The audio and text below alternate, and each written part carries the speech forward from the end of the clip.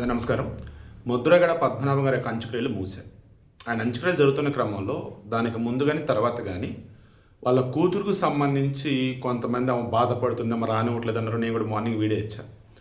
But Mudragada Padmanabham గారు గతంలో వాళ్ళ కూతురు అల్లుడు గురించి మాట ఒక వీడియో చూసి నాకు అనిపించింది, ఏమోలే నిజంగా అంత కరెక్ట్ కాదేమో, వాళ్ళ కూతురు అల్లుడు గురించి నేను ఇదిగా చెప్పాడంటే ఇంక మనకు ఆ టాపిక్ వద్దబ్బా అనిపించింది. బట్ ముద్రగడ పద్మనాభ గారి అంచుక్రియలు చూస్తున్నప్పుడు నాకు ఒకటి మాత్రం భలే నచ్చింది. ఒక రాజు అన్నవాడు ఇక అంచుక్రియలు జరుగుతున్న మూమెంట్లో నిండుగా బట్ట కప్పుతారు. అతను నచ్చినవన్నీ ఒంటి మీద ఉంటాయి, కాళ్ళకు చెప్పులు, నచ్చిన డ్రెస్ మొత్తం. ఆయనని ఆ రాజమహల్కి పరిసరాలలోనే ఖననం చేస్తారు, దహనం చేయరు. అలా ఈరోజు ముద్రగడ పద్మనాభం వాళ్ళు కాపులు కాబట్టి నాకు తెలిసి దహనం చేస్తారు. ఆయన బ్రతుకున్నప్పుడే చెప్పాడంట, నన్ను కాల్చొద్దు అంటే దహనం చేయొద్దు, ఖననం చేయండి. ఆ ఖననం కూడా ఎక్కడ చేస్తారు? ఇంటి వెనక స్థలంలోనే చేయండి అని చెప్పారట. అంటే ఆ ఇంటి ప్రిమిసెస్లో వెనకాల వీడియో అటాచ్ చేస్తారు కదా, అందులో జగన్మోహన్ రెడ్డి కూడా వచ్చున్నారు. ఆయన భీమవరం ఏదో సభ ఉంటే వెళ్ళారు. చాలామంది ఈరోజు ట్రోల్ చేశారు, మనిషి ఆడు చనిపోయి అంటే కనీసం కుటుంబ పరామర్శ కూడా లేదు, భీమవరంలో సభ ఏంటాయి బాబు, అందుకు తిత్తులు తుఫాన్ అప్పుడు అంతే చేస్తారు, రకరకాలు చేస్తారు. బట్ నేను అనుకున్నా లేదు ఖచ్చితంగా వెళ్తాడు ఈ మనిషి అనుకున్నా. వెళ్ళారు. అండ్ ఆ ఇంటి నుంచి అదే ఇంట్లో ఉంటే జస్ట్ కొద్ది స్పేస్ వరకు మొయ్యటం కాబట్టి ఓకే, నేను ఇక్కడ జగన్ అసలు ఏం తప్పుపాటును, హీ డిడ్ వెల్.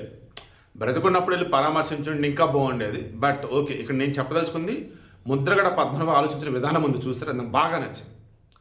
ఎలాగంటే ఇదిగో ఇలాగే ఖననం చేయాలి, ఇలాగే దహనం చేయాలి, వీళ్ళు ఇలాగే ఫాలో అవ్వాలి, అలాగే ఫాలో అవ్వాలని చెప్పేసి పెద్దలు ఎవరెవరో చెప్తుంటే ఫాలో అవుతుంటారు చాలామంది. నేనంటే ఎందుకు ఫాలో అవ్వాలి, అది నాకు నచ్చింది చేస్తా, దానిలో నష్టం వరకు లేదు కదా అంట. అలా ఈరోజు ముద్రగడ పద్మనాభం గారు నిజంగా నాకు నచ్చారండి. ముద్రగడ పద్మనాభం గారు, నాటి ముద్రగడ పద్మనాభరెడ్డి, ఓకే, అసలు మహారాజులాగానే ఆయన దేహాన్ని తీసుకెళ్ళి ఆ ప్రిన్సెస్లోనే ఖననించారు. అది కూడా ఎలాగంటే ఒక చిన్న గుంతలాగా తీసి అందులో 6/4 6/3 అలా కాదనమాట, ఒక పెద్ద స్లోప్ లాగా ఉంది. ఆ పైనుంచి నెమ్మదిగా వెళ్ళిపోయి ఆ కింద మొత్తం ఫ్లోరు ఇంకా అక్కడ పెట్టి ఓ రకంగా నాకు తెలిసి ఒక పెద్ద స్తూపం లాంటిది ఏమైనా కడతారేమో, లేదన్నప్పుడు గుడిలాగా ఏమైనా కడతారేమో మరి ఆయనది. మేబీ అది చూసి నాకు అలాగే అనిపించింది. ఆయన సమాధిని ఒక చిన్నపాటి స్మారక స్తూపం లాగా ఒక గుడిలాగా కట్టాలన్న ఆలోచన అనుకున్నట్టుంది. దానికోసం ఇలా చేసినట్టు అనిపించింది. సో నేను ఇప్పుడు ఈ వీడియోకి మెయిన్ ఇంట్రెస్ట్ ఏంటంటే మీరు కూడా మీలో కూడా మీకైనా కూడా ఎప్పుడైనా కానీ ఇలా అనిపిస్తాయి, ఎలా నేను చనిపోయాక, దట్ మీన్స్ మీరు చనిపోయాక మీ యొక్క సమాధి ఒక గుర్తుగా మిగలాలి. అండ్ చనిపోయేటప్పుడు సమాధి చేసేటప్పుడు ఏం చేస్తారంటే పుట్టేటప్పుడు ఏమీ తీసుకురాలేదు, చనిపోయేటప్పుడు ఏమీ తీసుకెళ్తలేదు అన్నట్టుగా ఒంటి మీద ఏమీ లేకుండా తీసేసి ఖననం చేస్తారు. తగలబెట్టేటప్పుడు పైన వస్త్రం లాంటిది ఏదో చుట్టేసి తగలబెడతారు. నేను ఎప్పుడు తగలబెడుతుంది నేను చూడలేదు. మా కమ్యూనిటీలో మా వంశాచారం వచ్చేసి ఖననం చేయటమే. సో ఇలా చూసుకుంటూ ఉన్నప్పుడు నేను ఖననం చేసేవారనే చూశాను. అప్పుడు ఏంటంటే ఇంక వారి ఒంటి మీద ఏమీ ఉండదు, అలా ఖననం చేస్తారు.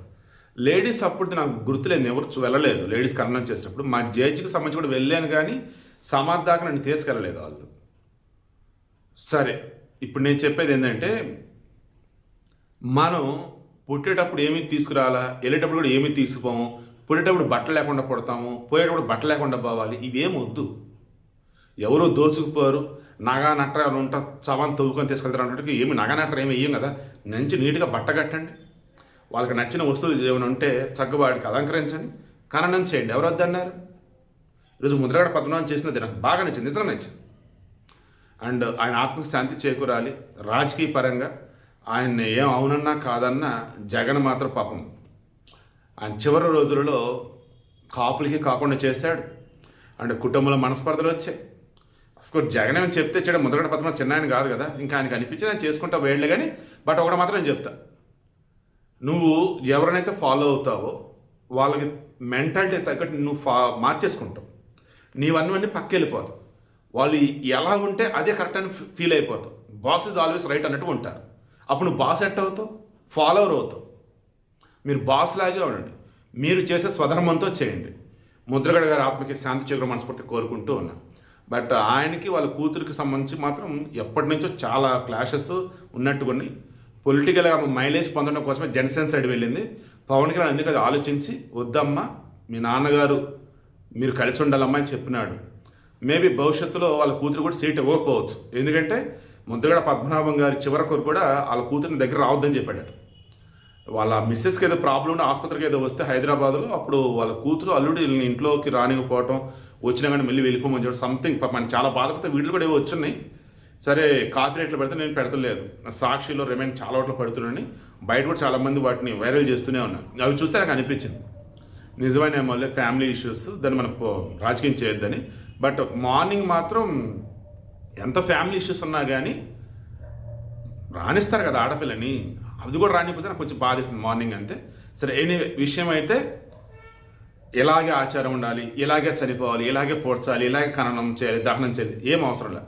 మనస్ఫూర్తిగా మీరు ఎలాగైతే చనిపోవాలని కోరుకుంటున్నారో, చనిపోయిన తర్వాత ఖననం చేయాలని కోరుకున్నారు ముందుగానే చెప్పేటండి, దానికి తగ్గట్టే చేస్తారు. మేబీ శ్మశానంలో పెడితే తవ్వి తీసుకెళ్తారనడంలో అర్థం ఉంది. మీ ప్రిన్సెస్లో మీకు తెలిసిన ప్లేసెస్లో ఉన్నప్పుడు సెక్యూరిటీ ఉంది కాబట్టి ఇబ్బంది అయితే ఉండదు.